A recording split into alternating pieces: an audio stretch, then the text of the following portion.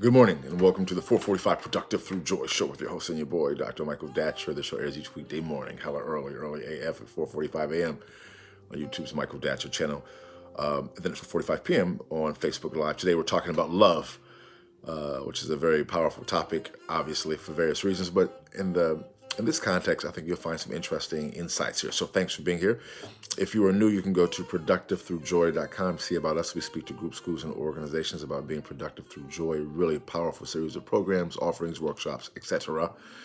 You can check that out. Have me come out and speak to your group, school, or organization. All right, so let's dive into the topic. Today, again, we're talking about love and how it can be used as a technology to enhance one's productivity, right?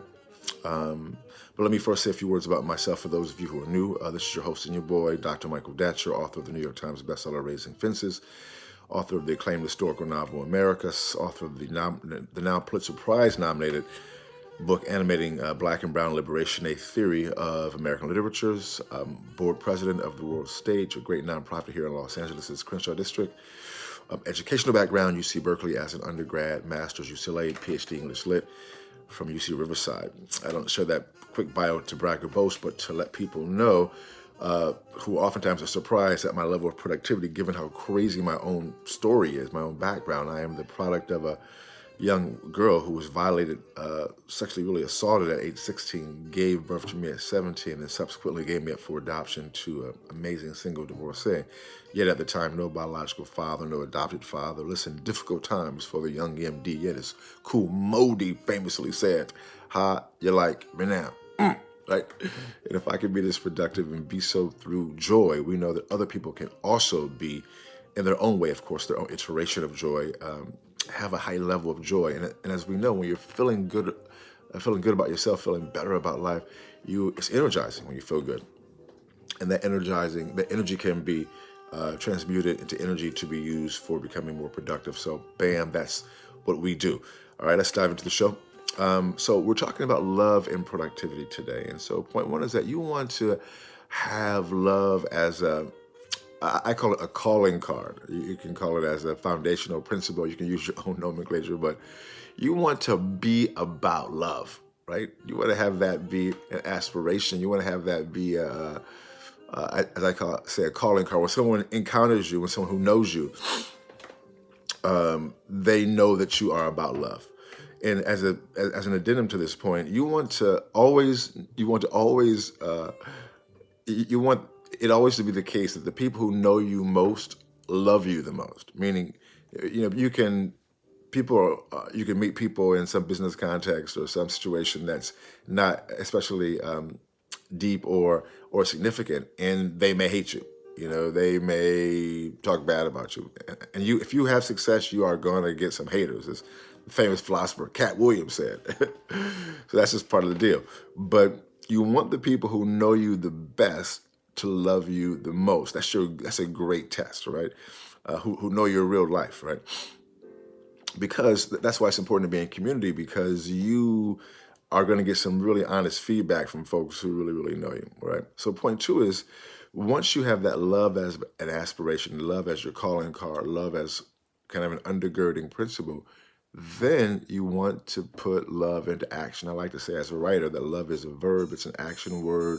It gets things done. It has agency. It's, as we say in my particular theoretical construct, it has animacy. It has efficacy. It has the power to get things done, to create change, right? So you want to place it into action. How do you place love into action? Well, you want to, as we also say in this philosophy, you want to know what your why is. Like, why are you doing these things as your foundational principle? Like, why am I up right now at 4:45 in the morning doing this show?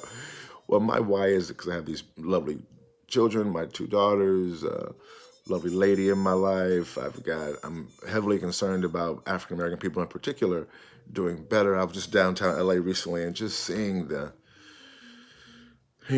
plight of folks who are living with homelessness. And those are oftentimes black and brown people, and mostly black people. And it's just hard to see black people suffering like that. So that's very motivating for me. That's what gets me up, and that's my why, right? And it's important to keep the why close, because when you're tired or frustrated or you get lots of haters, it's easy to pull back. But when you have your why close to you, then you begin to push through the difficulty. Well, like why the Lakers lose last night. That's a crazy aside. And then lastly, you want to, as you place your love into action, again, motivated by your why, you are going to see an absolute uptick in productivity, because your work will seem like play, because you'll be much more engaged in it, even when it's difficult work or getting up early in the morning, as I do. And I know people, as an aside, people will say, man, you get up so early in the morning. I would prefer to be sleeping right now. Let me just be clear. Yeah, I don't get up because I like not sleeping. I don't get up early because I like getting up at 3:30 in the morning. That's ridiculous, actually. But that's what it takes for me to make time to do what I need to do, to be creative, be an artist, to be a business person. It just takes time. Yeah, right now, that's what it is. So I get up early, do our show.